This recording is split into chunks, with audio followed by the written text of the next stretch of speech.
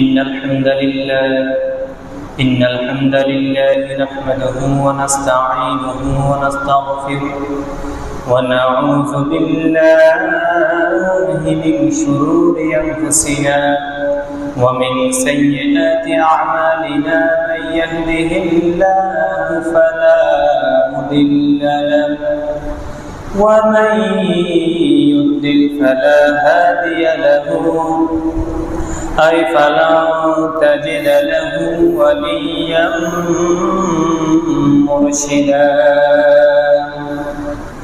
ونشهد أن لا إله إلا الله وحده لا شريك له ونشهد أن محمدا عبد الله ورسوله الذي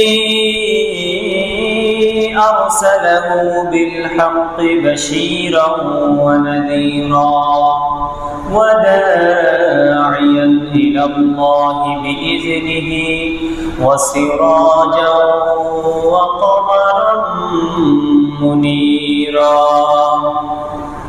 أما بعد فقد قال الله تعالى في كلامه المجيد وفي فرقانه الحميد أعوذ بالله من الشيطان الرجيم بسم الله الرحمن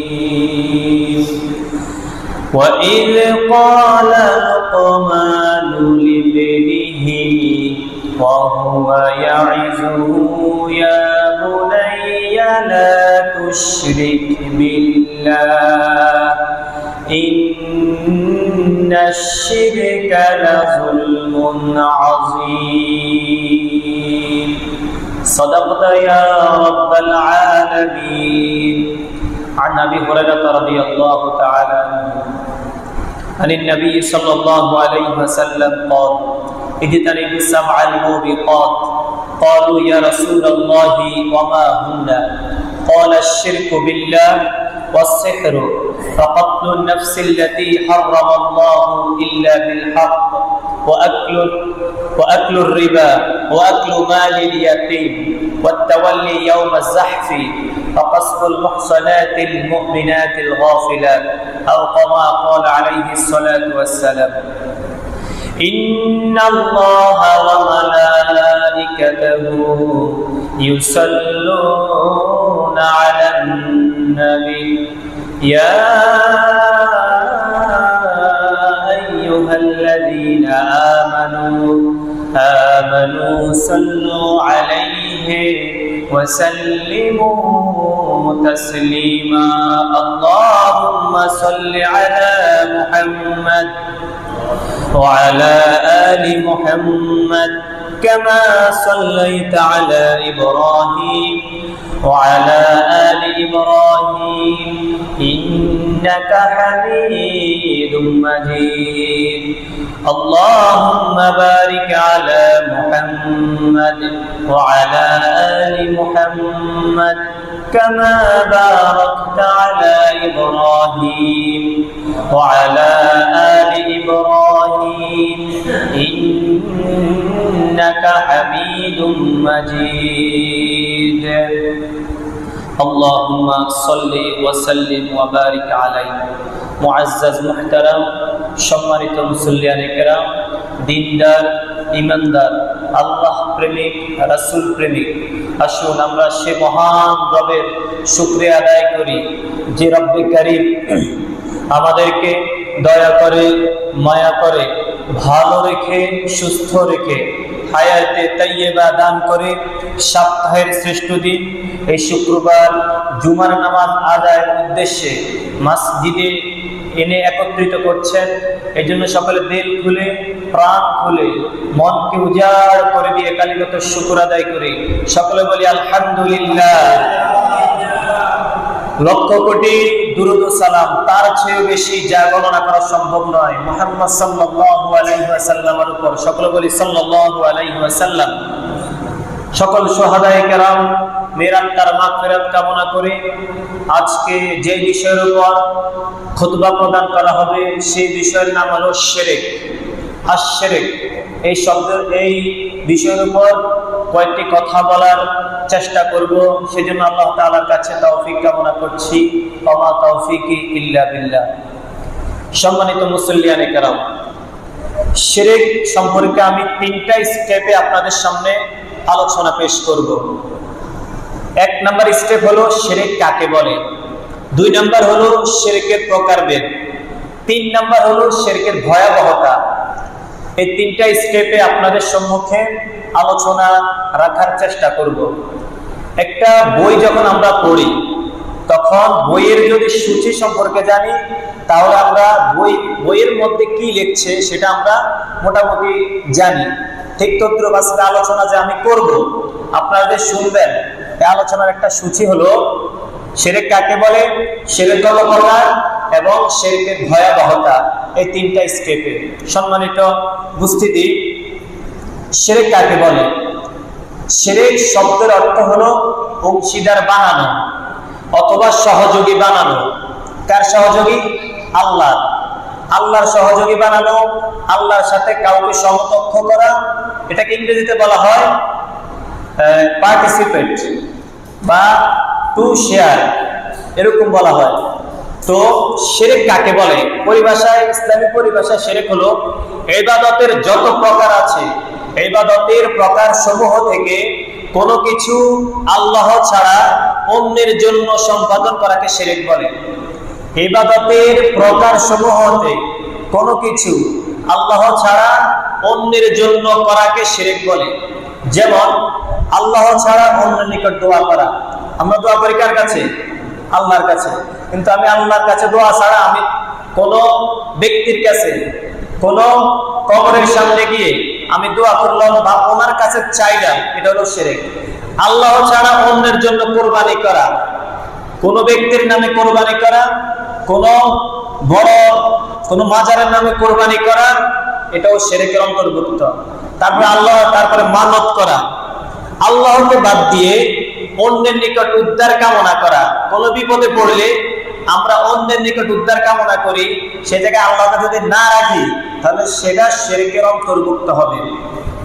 সম্মানিত মুসল্লিয়ানে কেরাম, শিরকের ভয়াবহতার দিক থেকে শিরক 2 প্রকার। ভয়াবহতার দিক থেকে শিরক 2 প্রকার। 1 নম্বর হলো শিরকুল আকবার, 2 নম্বর হলো আশ-শিরকুল আসগর। শিরকে আকবার অর্থ হলো বড় শিরক, আর শিরকে আসগর শব্দের অর্থ ছোট শিরক। শিরকের তাওহীদের দিক থেকে শিরকের আবার অনেকগুলো প্রকার আছে। আমরা আজকে ভয়াবহতার দিক থেকে শিরকের প্রকারগুলো জানবো। তাহলে ভয়াবহতার দিক থেকে শিরক 2 প্রকার। 1 নম্বর প্রকার হলো আশ-শিরকুল আকবার, 2 নম্বর প্রকার হলো আশ-শিরকুল আসগর। শিরকুল আকবরকে আবার 3 ভাগে ভাগ করছে। শিরকে আকবরকে 3 ভাগে ভাগ করছে। 1 নম্বর হলো শিরকুল ইতিকাদ, 2 নম্বর হলো শিরকুল আকওয়াল, 3 নম্বর হলো শিরকুল আফআল।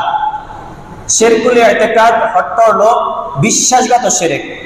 শিরকুল আকওয়াল শব্দের অর্থ হলো কথার শিরক। শিরকুল আফআল শব্দের অর্থ হলো কর্মের শিরক। তো বিশ্বাসগত শিরক কোনটা? যেমন আমাদের ছেলে দেয় কে? আল্লাহ। মেয়ে দেয় আল্লাহ। ছেলে মেয়ে কিছু দেয় না, তাও এটা আল্লাহর কাজ। যদি আমি মনে করি না আল্লাহ তাআলা ছাড়া অন্য কেউ আমাকে ছেলে মেয়ে দিতে পারে, অন্য কেউ আমাকে ছেলে মেয়ের ব্যবস্থা করে দিতে পারে, তাহলে সেটা হলো শিরকুল ইতিকাদ। যে আপনারা বিশ্বাস করলেন যে মনে হয় উনি দিতে পারে, যে মনে হয় ওনার কাছে চাইলে এটা মনে হয় সমাধান হয়ে যাবে। ডাক্তার ওটা ছাড়া আমি জাস্ট আল্লাহর সাথে আপনি যদি কাউকে সমকক্ষ মনে করতেছেন যে আল্লাহর মতো আরেকজন ব্যক্তি এই কাজটা করতে পারে, তাহলে এটা শিরক। এবং ছেলে দেয় কে? মেয়ে দেয় কে?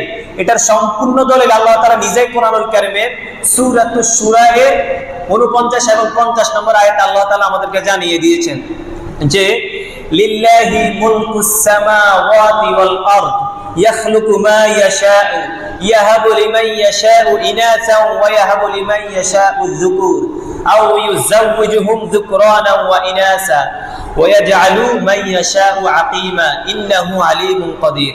আল্লাহ তাআলা বলছেন শুরুতে যে লিল্লাহি মুলকুস সামাওয়াতি ওয়াল আরদ, আসমান এবং জমিনের মধ্যে রাজত্ব হয়েছে আল্লাহ। মুলকুন শব্দের অর্থ রাজত্ব, আসমান এবং জমিনের মধ্যে রাজত্ব আল্লাহ, আইন হবে আল্লাহ, সার্বভৌমত্ব হবে আল্লাহ। তারপর আল্লাহ বলছেন ইয়াখলুকু মা ইয়াশাউ, আল্লাহ তাআলা যেটা ইচ্ছা তিনি সেটা বানান, তৈরি করেন। ইয়াহাবু লিমান ইয়াশাউ ইনাসা, তিনি যাকে ইচ্ছা তাকে কন্যা সন্তান দান করেন। ওয়া ইয়াহাবু লিমান ইয়াশাউ যুকুর, যাকে ইচ্ছা তাকে পুত্র সন্তান দান করেন। এই আয়াত থেকে স্পষ্টভাবে আমরা জানতে পারি যে সন্তান দেয় আল্লাহ, ছেলে দেয় আল্লাহ, মেয়ে দেয় আল্লাহ, ও দুনিয়ার আর কেউ এটা দিতে পারে না। যদি আমি মনে করি যে আল্লাহর মতো অন্য কেউ একজন এটা দিতে পারে, তাহলে সেটা শিরকুল ইতিকাদ, বিশ্বাসগত শিরক, আপনার ঈমান নষ্ট হয়ে যাবে। আল্লাহ তাআলা তারপরে বলছেন আও ইউযাওয়িজুহুম যুকরানা ওয়া ইনাসা, আল্লাহ তাআলা ইচ্ছা করলে কোন দম্পতিকে ছেলে মেয়ে উভয়টা দিতে পারেন। ওয়া ইয়াজআলু মান ইয়াশাউ আকিমা, তিনি ইচ্ছা করলে কাউকে নিঃসন্তান রাখতে পারেন, বন্দা রাখতে পারেন। এটা হলো আল্লাহ তাআলার কুদরত। এখন আপনাকে যদি আল্লাহ তাআলা সন্তান না দেয়, তাহলে এখানের মধ্যে একটা হিকমা আছে। আল্লাহ তাআলা পরবর্তীতে আমাদেরকে জানিয়েছেন ইন্নাহু আলিমুন কাদির, আলিম শব্দের অর্থ সর্বজ্ঞানী, মানে আল্লাহ আমাদের কোনটা ভালো হবে এটা আল্লাহ জানে। এটা ইঙ্গিত আল্লাহ তাআলা এই জায়গা দিয়েছেন, ইন্নাহু আলিমুন কাদির, তিনি হলেন সর্বশক্তিমান। তাহলে আমরা এই দুটো আয়াত থেকে আমরা কি শিখলাম? যে আমাদের ছেলে দেয় আল্লাহ, মেয়ে দেয় আল্লাহ, ছেলেও দেয় না আল্লাহ, মেয়েও দেয় না আল্লাহ। আমরা অন্য কারো কাছে ছেলে মেয়ের জন্য যাব না, আল্লাহ তাআলার কাছে আমরা আল্লাহ তাআলার উপর তাওয়াক্কুল করে থাকবো ইনশাআল্লাহ। 2 নম্বর হলো শিরকুল আকওয়াল। বড় শিরকের একটা প্রকার হলো শিরকুল আকওয়াল, কথার শিরক। কথা শিরক কি? আমাদের যখন বৃষ্টি হয় না, অনেক খরা থাকে, তখন আমরা আল্লাহ তাআলার কাছে না আছি, যদি কোনো মানুষের উপর, কোনো কবরের উপর, কোনো বড় পণ্ডিত ব্যক্তির উপর যদি আমরা নির্ভর হই, আমরা তার কাছে যদি গিয়ে বলি যে আমাকে আপনি বৃষ্টির ব্যবস্থা করে দেন, আমাদেরকে আপনি আবার খরার ব্যবস্থা করে দেন, এরকম আরেকজনের কাছে ব্যবস্থা করে দেওয়ার এই যে মুখ দিয়ে বলতেছেন, এটা হলো কথার শিরক। 3 নম্বর হলো শিরকুল আফআল, কাজের শিরক।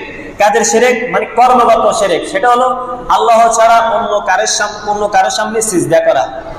সিজদার মালিক একমাত্র আল্লাহ, রুকুর মালিক আল্লাহ, নামাজের মালিক আল্লাহ। আমি আল্লাহকে বাদ দিয়ে অন্যের নিকট যদি সিজদা দেয় অন্যের কাছে গিয়ে, তাহলে এটা যে সিজদা যেহেতু আমরা বডির মাধ্যমে করতেছি, তাহলে এটাকে বলা হয় কর্মগত শিরক। কুল ইন্না সালাতি ওয়া নুসুকি ওয়া মাহইয়ায়া ওয়া মামাতি লিল্লাহি রাব্বিল আলামিন। আল্লাহ তাআলা স্পষ্টভাবে জানিয়ে দিয়েছেন যে তোমাদের আমার নামাজ, আমার কুরবানি, আমার জীবন, আমার মরণ একমাত্র আল্লাহ তাআলার জন্য। তো নামাজের মধ্যে একটা অংশ হলো কি সিজদা দেওয়া। এখন আমি সিজদা যদি আল্লাহকে ছাড়া অন্য কাউকে দেই, তাহলে এটা শিরকুল আকবরের অন্তর্ভুক্ত, যে শিরকের কারণে আমাদের ঈমান নষ্ট হয়ে যেতে পারে। প্রিয় মুসল্লিয়ানে কেরাম, এতক্ষণ আমরা শিরকুল আকবার সম্পর্কে জানলাম। এখন হলো শিরকুল আসগর। আসগর শব্দের অর্থ ছোট শিরক। ছোট শিরক কি? রাসূল সাল্লাল্লাহু আলাইহি সাল্লাম বর্ণনা করছেন এইভাবে যে রাসূল সাল্লাল্লাহু বলতেছেন যে আমি পৃথিবী থেকে চলে যাওয়ার পর আমার ভয় হয় যে সাহাবীরা তোমরা ছোট শিরকে লিপ্ত হয়ে যাবে। তো সাহাবীরা বলল ইয়া রাসূলুল্লাহ, ছোট শিরক কি?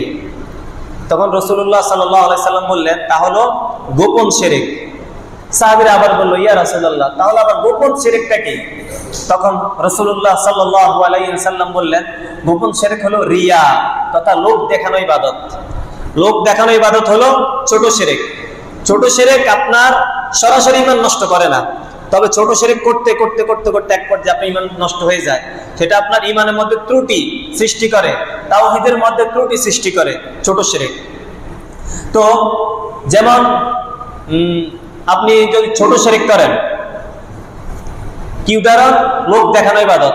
আপনি সারা বছর নামাজ পড়লেন না, আপনি হজ করে আসলেন, আসার পর আপনার আগের একটা অভ্যাস, হয়তো আপনি হজ করছেন টাকা থাকার কারণে, আপনার মানুষ যদি আপনাকে বলবে যে অমুকের এত টাকা পয়সা আছে, এত ঘরবাড়ি আছে, কিন্তু হজটা করে না, আপনি মানুষকে দেখানোর জন্য হজে গেলেন, এটাকে বলা হয় ছোট শিরক, রিয়া।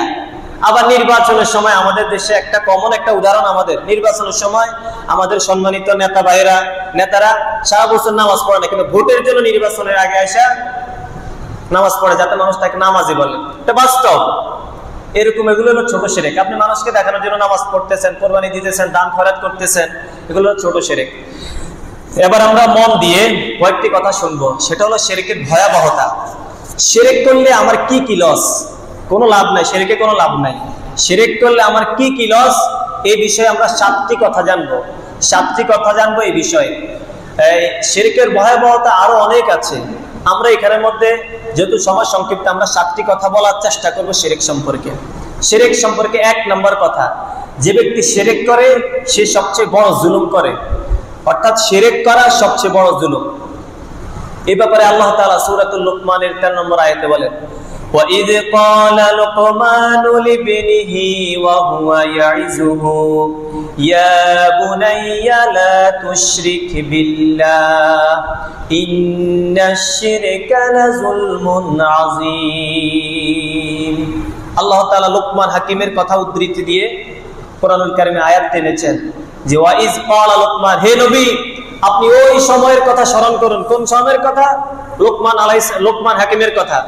যখন লুকমান হাকিম তার সন্তানকে উপদেশ দিতে গিয়ে বললেন, ইয়া বুনাইয়া, হে আমার কলিজার টুকরা বৎস, লা তুশরিক বিল্লাহ, আল্লাহ তাআলার সাথে কখনো শিরক করো না। শিরক করলে কি হবে? ইন্নাশ শিরকা লাযুলমুন আযীম, যে শিরক সবচেয়ে বড় জুলুম। শিরক সবচেয়ে বড় জুলুম। লুকমান হাকিম তার সন্তানকে উপদেশ দিতে গিয়ে বললেন, ইয়া বুনাইয়া, হে আমার কলিজার টুকরা বৎস, আল্লাহ তাআলার সাথে কখনো শিরক করবে না। শিরক করা সবচেয়ে বড় জুলুম। এখন জুলুম কাকে বলে? জুলুম হলো যে জিনিস, কোন জিনিস যদি কোনো কিছুর জন্য বানানো হয়, ওটা ওই জায়গায় না রেখে অন্য জায়গায় রাখাকে শিরক বলা হয়, জুলুম বলা হয়। যেমন আমাদের টুপি আমরা কিনি কি জন্য? মাথায় দেওয়ার জন্য। আমি যদি টুপি মাথায় না দিয়ে আমি যদি সেটাকে হাঁটুতে রাখি, পকেটে রেখে দেই, এটা টুপির উপর একটা জুলুম করা হয়। তারপরে দেশের আমাদের রাষ্ট্রীয়ভাবে দেশের সম্পদ রক্ষার জন্য অস্ত্র ক্রয় করা হয়, কিন্তু আমি সেটা রাষ্ট্রীয় কাজে না ব্যয় করে আমি অন্যায়ভাবে মানুষকে গুলি করে হত্যা করা, এটা ওই অস্ত্রের উপর আপনি একটা জুলুম করছেন। কারণ অস্ত্রটা কিনা হয়েছে কোন কারণে? আপনি ওই কারণে ব্যবহার করেন নাই। ঠিক তদ্রুপ আপনি আপনার ঘরের মধ্যে কোরআন শরীফ আপনি ক্রয় করছেন, বা আপনার ঘরের মধ্যে কোরআন আছে, আপনি কোরআন পড়লেন না, একদিনও খুলে দেখলেন না, একটু পড়লেন না, পড়ার জন্য চেষ্টা করলেন না, আপনি কোরআনের উপর জুলুম করছেন।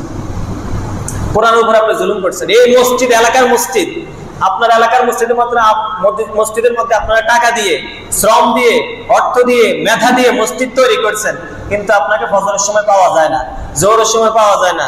আপনি ইচ্ছা হলে আসছেন জুমার একদিন, কিন্তু আপনি সারা সপ্তাহ পড়তেছেন না। এই আপনি মসজিদের উপরে দিন দিন জুলুম করে যাচ্ছেন। এই মসজিদ বদদোয়া দিবে আমাদেরকে, আপনাদেরকে। সম্মানিত উপস্থিতি, এই আয়াত থেকে আমরা কি শিখলাম? শিক্ষা কি? লুকমান হাকিম যেভাবে তার সন্তানকে উপদেশ দিয়েছে যে হে আমার কলিজার টুকরা বৎস, শিরক করো না কখনো, এখান থেকে আমরা শিক্ষা নিব। আমরা আমাদের ছেলেদেরকে এই শিক্ষাটা দিব যে হে আমার সন্তান, হে আমার বাবা, তুমি কখনো শিরক করো না। শিরক করলে সবচেয়ে বড় জুলুম। তাহলে জুলুম কি? এইভাবে যে আপনি বুঝাইছে, আপনারা এইভাবে বুঝাইতে হবে। এটা আপনাকে দাওয়াতে কাজ করতে হবে। আপনার ব্যক্তির মধ্যে আগে প্রথমত সংশোধনী আনতে হবে, তারপরে আপনার পরিবারের মধ্যে, সমাজের মধ্যে, রাষ্ট্রের মধ্যে এইভাবে একদিন শিরক ইস্তেকামাত, শিরকের বিপরীতে আমরা শিরকবিহীন রাষ্ট্র গঠন করতে পারবো। আগে ব্যক্তি, তারপরে পরিবার, তারপরে সমাজ। আমি নিজের মধ্যে পরিবর্তন করলাম না, আমি আরেকজনকে কি বলবো? আল্লাহ তাআলা আমাদেরকে এরকম শিরক থেকে হেফাজত করুন। শিরক নিয়ে 2 নম্বর কথা, যে ব্যক্তি শিরক করে আল্লাহ তাআলা তার জন্য জান্নাত হারাম করে দেন। সে কখনো জান্নাতে যেতে পারবে না, তার জন্য জান্নাত হারাম হয়ে যায়। আল্লাহ তাআলা বলেন সূরাতুল মাইদার 72 নম্বর আয়াতে আল্লাহ তাআলা বলেন, ইন্নাহু মান ইউশরিক বিল্লাহি ফাকাদ হারামাল্লাহু আলাইহিল জান্নাতা ওয়া মাওয়াহুন নার ওয়া মা লিয-যালিমিনা মিন আনসার। আয়াতের অর্থ হলো, নিশ্চয় যে ব্যক্তি শিরক করে, হারামাল্লাহু আলাইহিল জান্নাহ, আল্লাহ তাআলা ওই ব্যক্তির উপর জান্নাত হারাম করে দেয়, অর্থাৎ তার জন্য জাহান্নাম ওয়াজিব। ওয়া মাওয়াহুন নার, জান্নাত হারাম হয়ে গেলে বিপরীতে তার স্থান হয়ে যায় জাহান্নাম, সে জাহান্নামে বসবাস করবে। কারা? যে ব্যক্তি শিরক করে। শিরক কি? ওই যে আগে বললাম, মাজারে গিয়ে সিজদা দেওয়া, কোনো মানুষের কাছে কোনো কিছু আল্লাহর সমকক্ষ মনে করে কিছু চাওয়া, তারপরে বানর, আমাদের দেশে আছে না, বানরের খেলা দেখায়, বানরের বলে এটা করতে পারবে, পাখির খেলা, তারপর সাপের খেলা, শেষে একটা তাবিজ বিক্রি করে। সাপে কিভাবে জানে আপনার বিপদ আপদের খবর? বানর কিভাবে জানে? এগুলো কুফরি কালামের মাধ্যমে, জিনের মাধ্যমে, খারাপ দুষ্ট জিনের মাধ্যমে ওরা কাজ করে। এগুলো সম্পূর্ণ শিরক। এই যে শিরক গুলা করলে, এগুলার সাথে বিশ্বাস করলে, এগুলা আমল করলে আপনার আমল নষ্ট হয়ে যাবে, আপনার জান্নাত হারাম হয়ে যাবে, জাহান্নামে আপনার যাওয়া লাগবে। আমরা যদি আলোচনা শোনার পর শিরক না ছাড়তে পারি, আমি জানতেছি যে আমার এটা শিরক হচ্ছে, তারপর আমি তেড়ামি করতেছি না, আমি ছাড়বো না। আমি আয়াত দিয়ে আপনাকে স্পষ্টভাবে ধরিয়ে দিচ্ছি যেটা শিরক, তারপরে যদি আপনি না মানেন, আপনার জান্নাতে জাহান্নাম যদি যাইতে চান, এটা আপনার ইচ্ছা। শিরক নিয়ে 3 নম্বর কথা, যে ব্যক্তি শিরক করে তার সমস্ত আমল নষ্ট হয়ে যায়। যে ব্যক্তি শিরক করে, আপনি সারা বছর আমল করলেন কিন্তু শিরক করলেন, সব আমল বরবাদ হয়ে যাবে। রব্বুল আলামিন সূরা জুমারের 65 নম্বর আয়াতে বলেন, ওয়ালাকাদ উহিয়া ইলাইকা ওয়া ইলাল্লাযীনা মিন ক্বাবলিকা লাইন আশরাকতা লায়াহবাতান্না আমালুক ওয়া লাতাকুনান্না মিনাল খাসিরিন। আল্লাহ তাআলা বলেন, আর অবশ্যই হে নবী, আপনার কাছে এবং আপনার পূর্ববর্তী লোকদের কাছে এই কথা বলে ওহী প্রেরণ করা হয়েছে, যদি আপনি শিরক করেন তাহলে আপনার সমস্ত আমলকে নষ্ট বিনষ্ট করে দেওয়া হবে, ওয়ালা তাকুনান্না মিনাল খাসিরিন, আর আপনি ক্ষতিগ্রস্তদের অন্তর্ভুক্ত হয়ে যাবেন। সম্মানিত উপস্থিতি, আয়াতের মধ্যে কঠিন ভাবে আল্লাহ তাআলা বলেছেন যে ওয়ালাকাদ উহিয়া ইলাইকা ওয়া ইলাল্লাযীনা মিন ক্বাবলিক, হে নবী, আপনার উপর এবং আপনার পূর্ববর্তী যে সকল উম্মত ছিল, যে সকল নবীদের উম্মত ছিল, তাদের কাছে এই কথা বলা হয়েছে যে যদি আপনি শিরক করেন, মানে শিরকের কথা তাদেরকেও বলা হয়েছে। আল্লাহ তাআলা নবীকেও বলছেন যে লাইন আশরাকতা, যদি হে নবী যদি আপনি শিরক করেন, লায়াহবাতান্না, অবশ্যই।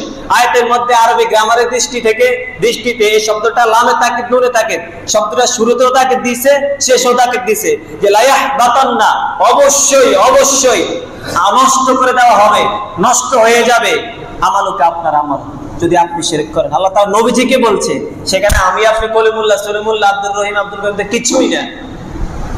শিরকের ভয়াবহতা এত কঠিন, এত স্পর্শকাতর যে আল্লাহ তাআলা নবীকে সম্বোধন করে বলেছেন 1 বছরের সিগা, লায়াহবাতান্না, অবশ্যই নষ্ট করে দেওয়া হবে আমালুকা, আপনার আমল নষ্ট করে দেওয়া হবে যদি আপনি শিরক করেন। এবার আমরা একটু নিজেদেরকে প্রশ্ন করি, যে কথা আল্লাহ তাআলা নবীজিকে বলছেন, যে নবীজির সমতুল্য দুনিয়ার মধ্যে কিছু নেই, নবীজি হলেন সবচেয়ে সেরা মানব, সেই নবীজিকে আল্লাহ তাআলা এই কথা বলেছেন সাল্লাল্লাহু আলাইহি ওয়াসাল্লাম, আর আমি আপনি তো কিছুই না, তাহলে আমরা শিরক থেকে দূরে থাকবো। আল্লাহ তাআলা শুধু তাই বলেন না, আল্লাহ তাআলা শেষে নবীজিকে আবার বলেছেন ওয়ালা তাকুনান্না মিনাল খাসিরিন, যদি নবী আপনি শিরক করেন আপনার আমল নষ্ট হয়ে যাবে, নষ্ট হয়ে যাওয়ার পর কি হবে? আপনি ক্ষতিগ্রস্তদের অন্তর্ভুক্ত হয়ে যাবেন, অর্থাৎ জাহান্নামের অধিবাসী হয়ে যাবেন। নাউযুবিল্লাহ। নবীজি কখনো কি শিরক করে নাই, কিন্তু আল্লাহ তাআলা আমাদেরকে শিক্ষা দেওয়ার জন্য এই কথাটা বলছেন নবীজির মাধ্যমে। আল্লাহ তাআলা আমাদেরকে শিরক থেকে হেফাজত করুন। শিরক নিয়ে 4 নম্বর কথা, যে ব্যক্তি শিরক করে আল্লাহ তাআলা তাকে ক্ষমা করেন না, আর শিরকের নিচে যত গুনাহ আছে আল্লাহ তাআলা চাইলে ক্ষমা করে দিতে পারেন। যে ব্যক্তি শিরক করে আল্লাহ তাআলা তাকে ক্ষমা করেন না, আর শিরকের নিচে যদি কোনো গুনাহ করে থাকে আল্লাহ তাআলা ইচ্ছা করে ক্ষমা করে দিতে পারেন। রব্বুল আলামিন সূরাতুন নিসায়ের 48 নম্বর আয়াতে বলেন, ইন্নাল্লাহা লা ইয়াগফিরু আন ইউশরাকা বিহি ওয়া ইয়াগফিরু মা দুনা যালিকা লিমান ইয়াশা ওয়া মান ইউশরিক বিল্লাহি ফাকাদ ইফতারা ইসমান আযীমা।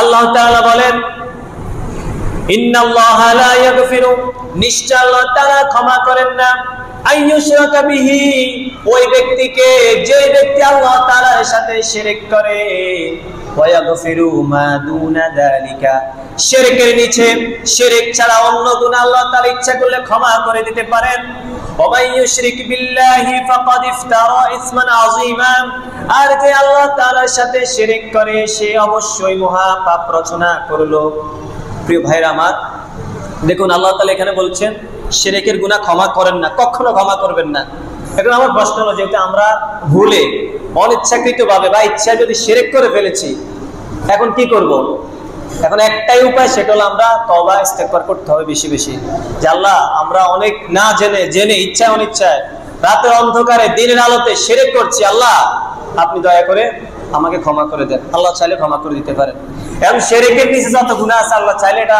আল্লাহ আশ্বাস দিয়েছে যে ক্ষমা করে দিবেন যেমন আপনি নামাজে এক ওয়াক্ত পড়তে পারলেন না আল্লাহ তাআলার কাছে মাফ চাইলেন আল্লাহ ক্ষমা করে দিবেন কিন্তু আপনি এক ওয়াক্ত পড়লেন না আপনি এই টেন্ডেন্সি নিয়ে নামাজ পড়লেন যে আল্লাহ তাআলার কাছে চাইলে আল্লাহ মাফ করে দিবেন কিন্তু না আপনি যদি এটা অভ্যাস করে নেন যে আমি এক সপ্তাহ নামাজ পড়বো না দ্বিতীয় সপ্তাহে পরের দিন জুমায় গিয়ে আল্লাহ তাআলার কাছে একটু কান্নাকাটি করবো তাহাজ্জুদ পড়বো আল্লাহ মাফ করে দিবেন বিষয়টা এমন না আপনি অনিচ্ছায় ভুলে দুই এক ওয়াক্ত নামাজ ছেড়ে দিলেন আল্লাহ তাআলার কাছে একটু তওবা ইস্তেগফার করলেন আল্লাহ তাআলা মাফ করে দিবেন যেহেতু আল্লাহ তাআলা আমাদেরকে বলছে দুনা মা যালিকা লিমান ইয়াশা আল্লাহ যাকে ইচ্ছা করলে ছোটখাটো গুনাহগুলোকে ক্ষমা করে দিতে পারেন তার 5 নাম্বার কথা হলো শিরক সবচেয়ে বড় অপরাধ শিরক দুনিয়ার মধ্যে যত অপরাধ আছে তার মধ্যে সবচেয়ে বড় অপরাধ হলো শিরক এক ব্যক্তি রাসূলুল্লাহ সাল্লাল্লাহু আলাইহি সাল্লামের কাছে এসে জিজ্ঞাসা করল ইয়া রাসূলুল্লাহ ইয়া হাবিবাল্লাহ আইয়ু যামবি আকবারু ইনদাল্লাহ যে আল্লাহ তাআলার নিকট সবচেয়ে বড় অপরাধ কোনটা আকবার ইসমে তাবদীলের সিকা সুবহানাল্লাহ ডিগ্রি যে সবচেয়ে বড় শিরক সবচেয়ে বড় অপরাধ কোনটা তো আল্লাহ রাসূল সাল্লাল্লাহু আলাইহি সাল্লাম এখানে তিনটা অপরাধের কথা বলছেন এক নম্বর অপরাধ হলো ক্বালা আনতা দুআ লিল্লাহি নিদ্দা ওয়া হুয়া খালাকাকা যে তিনি বলেন তুমি আল্লাহর সঙ্গে কাউকে সমকক্ষ মনে করা অথচ আল্লাহ তাআলা তোমাকে সৃষ্টি করেছেন সমকক্ষ শব্দের অর্থ হলো মানে আল্লাহর সমান কাউকে মনে করা ইবাদতের উপযুক্ত মনে করা কোনো কিছু চাওয়া আল্লাহর মতো কাউকে মনে করা অথচ আল্লাহ তাআলা তোমাকে সৃষ্টি করেছেন এটা হলো শিরক যে শিরক হলো সবচেয়ে বড় অপরাধ দুই নাম্বার সবচেয়ে বড় অপরাধ হলো সুম্মা আন তাকতুলা ওয়ালাদাকা খাশিয়াতা আইয়াতা আমা মাআকা তারপর হলো তুমি তোমার সন্তানকে এই ভয়ে হত্যা করা যে সে তোমার সঙ্গে খাবে আপনার সন্তান 4 জন আল্লাহ তাআলা আপনাকে আরেকটা সন্তান দেওয়ার ইচ্ছা করছেন আপনার স্ত্রীর গর্ভে এসেছে নিয়ামত কিন্তু আপনি মনে করলেন যে 4 জন আছে আরেকজন আসলে মনে হয় যেন আমার খাবারের একটু কমতি ঘটবে মনে হয় আমার জায়গা সম্পদ ভাগ করতে সমস্যা হবে এই যে টেন্ডেন্সি করা এটা হলো 2 নম্বর সবচেয়ে বড় অপরাধ দুনিয়ার মধ্যে আল্লাহ তাআলা এই কথা কি বলেছেন যে ওয়ালা তাকতুলু আওলাদাকুম খাশিয়াতা ইমলাক নাহনু নারযুকুকুম ওয়া ইয়্যাকুম ইন্না কাতলাহুম কানা খিতাআন কাবীরা আল্লাহ তাআলা বলেন অভাব-অনটনের ভয়ে তোমরা তোমাদের সন্তানদেরকে হত্যা করো না অভাব-অনটনের ভয়ে দারিদ্রতার ভয়ে তোমরা তোমাদের সন্তানদেরকে হত্যা করো না আমি তোমাদেরকে এবং তাদেরকে রিজিক দিয়ে থাকি নিশ্চয়ই তাদেরকে হত্যা করা মহাপাপ প্রিয় ভাইরা আমার আপনি যদি রিজিকের ভয়ে আপনার সন্তানকে হত্যা করেন আপনি যদি জায়গা সম্পদের ভয়ে অভাব অনটনের ভয়ে আপনার সন্তানকে হত্যা করেন আল্লাহ তাআলা বলছেন না না তোমরা তাদেরকে হত্যা করো না আমি তাদেরকে রিজিক দিয়ে থাকি এবং তোমাদেরকেও রিজিক দিয়ে থাকি তাদেরকে হত্যা করা হলো মহাপাপ তাদেরকে হত্যা করা হলো বড় অপরাধ রাসূল করিম সাল্লাল্লাহু আলাইহি ওয়াসাল্লাম 3 নাম্বার যে অপরাধের কথা বলেছেন সেটা হলো সুম্মা আন তুজালিয়া বিহালিলাতি জারিক লোকটি রাসূলকে বলল হে রাসূল 3 নাম্বার অপরাধ কোনটা রাসূল বললেন তা হলো তুমি তোমার প্রতিবেশীর স্ত্রীর সঙ্গে জিনা করা তুমি তোমার প্রতিবেশীর স্ত্রীর সঙ্গে জিনা করা সেটা হলো 3 নাম্বার বড় অপরাধ আল্লাহ তাআলা এই তিনটি কথাকে সত্যায়িত করছে রাসূলের এই তিনটি কথাকে সত্যায়িত করে কোরআনুল কারীমে দলিল দিয়েছে আবার আল্লাহ তাআলা বলেন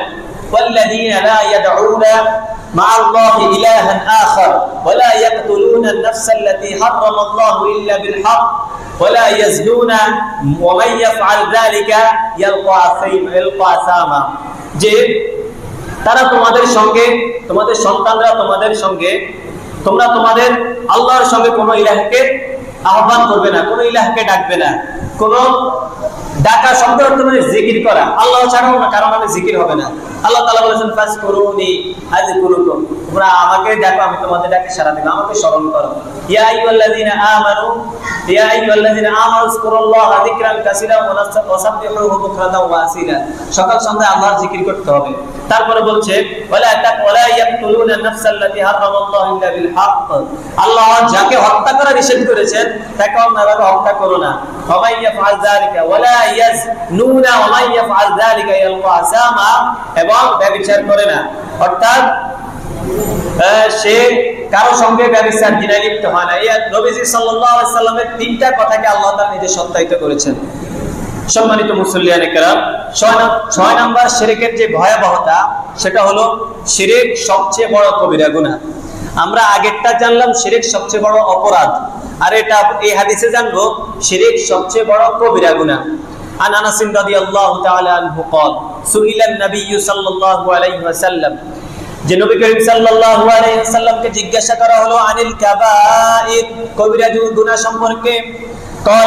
قال الشرك بالله, রাসূলুল্লাহ সাল্লাল্লাহু আলাইহি ওয়াসাল্লাম কবিরা গুনাহকে প্রথমে যেটা রাখছেন সেটা হলো আশ-শিরকু বিল্লাহ, তথা আল্লাহ তাআলার সঙ্গে শিরক করা। 2 নাম্বার যেটা রাখছেন সেটা হলো হুকুকুল ওয়ালিদাইন, পিতামাতার অবাধ্য হওয়া। ওয়া হুকুকুল ওয়ালিদাইন, পিতামাতার অবাধ্য হওয়া হলো 2 নাম্বার কবিরা গুনাহ। 3 নাম্বার কবিরা গুনাহ হলো ওয়াকাতলুন নাফস, অন্যায়ভাবে কাউকে হত্যা করা। 4 নাম্বার কবিরা গুনাহ হলো ওয়া শাহাদাতুজ জুর, মিথ্যা সাক্ষ্য দেওয়া। 1 নাম্বার হলো শিরক করা, 2 নাম্বার হলো ওয়া হুকুকুল ওয়ালিদাইন, পিতামাতার অবাধ্য হওয়া। 3 নাম্বার হলো ওয়াকাতলুন নাফস, কাউকে হত্যা করা, অন্যায়ভাবে কাউকে হত্যা করা। 4 নাম্বার হলো মিথ্যা সাক্ষ্য দেওয়া ও শাহাদাতুজ জুর। এবার আপনি চিন্তা করেন এই 4টা কবিরা গুনাহ কি আমার মধ্যে আছে কিনা? কবিরা গুনাহ আরো আছে, রাসূল সাল্লাল্লাহু আলাইহি ওয়াসাল্লাম আরো হাদিসে কবিরা গুনাহ বলেছেন, স্পেসিফিকলি এই হাদিসের মধ্যে 4টা এনেছেন।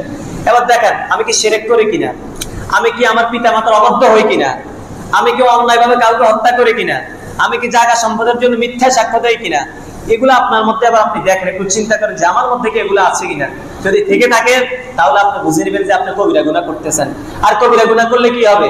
জাহান্নামে যাবে সরাসরি। আর কবিরা গুনাহ থেকে বেঁচে থাকলে, কবিরা গুনাহ থেকে বেঁচে থাকলে কি লাভ?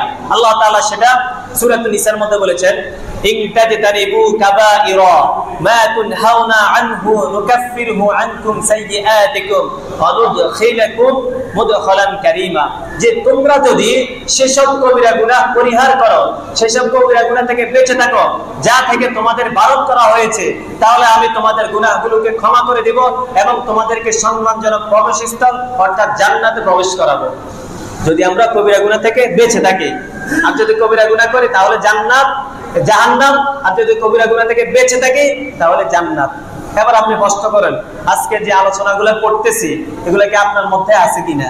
শিরক, পিতামাতার অবাধ্য, তারপরে শাহাদাতুজ জুর, মিথ্যা সাক্ষ্য দেওয়া, অন্যায়ভাবে কাউকে হত্যা করা, এগুলো কি আপনার মধ্যে আছে কিনা? যদি আপনার মধ্যে থেকে থাকে এগুলো আজকের আলোচনা থেকে শুনে আমরা তওবা করব, যেগুলো আমরা ছেড়ে দিব।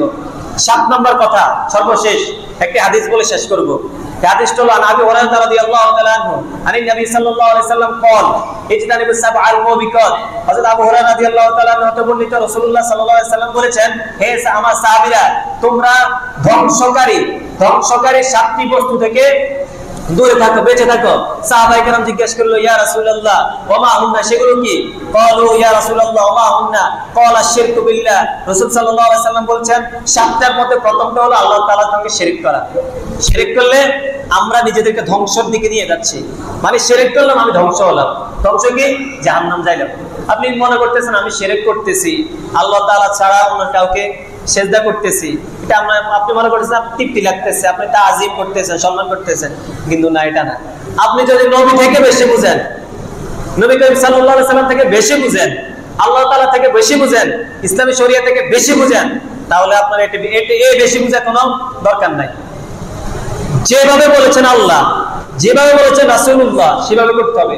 আতিউল্লাহ ওয়া আতিউর রাসূল ওয়া উলিল আমরি মিনকুম। উলিল আমর মানে মুস্তাহিদগণ যেভাবে বলেছেন এই সেভাবে। 2 নম্বর হলো ওয়াসিহরু, জাদু করা। জাদু করা হলো ধ্বংসকারী একটা বস্তু। আপনি কাউকে জাদু করলেন, আপনি নিজেকে নিজে ধ্বংস করলেন। আপনি মনে করতেছেন আমি জাদু করে, ব্ল্যাক ম্যাজিক, কালো জাদু করে আমি অন্যের সংসার নষ্ট করতেছি, অন্যের ছেলে মেয়ে ক্ষতি করতেছি, অন্যকে বিপদে ফেলতেছি। আপনি মনে করতেছেন আপনি সাময়িকের জন্য লাভ হচ্ছেন, কিন্তু না, আপনি আস্তে আস্তে নিজেকে ধ্বংসের দিকে নিয়ে যাচ্ছেন। আপনাদেরকে একটা সহিহ হাদিসের একটা ঘটনা শুনাই যে রাসূল সাল্লাল্লাহু আলাইহি সাল্লামকে একবার জাদু করা হয়েছে। কে জাদু করছে? লাবিদ বিন আসাম রাসূল সাল্লাল্লাহু আলাইহি সাল্লামকে জাদু করছে। কিভাবে? তার মেয়ের, ওই লাবিদ বিন আসাম তার মেয়েদেরকে দিয়ে রাসূল সাল্লাল্লাহু আলাইহি সাল্লামের কিছু চুল, চিরুনি এগুলো আনছে, চুল এবং চুলের মধ্যে 11টি গিট দিছে।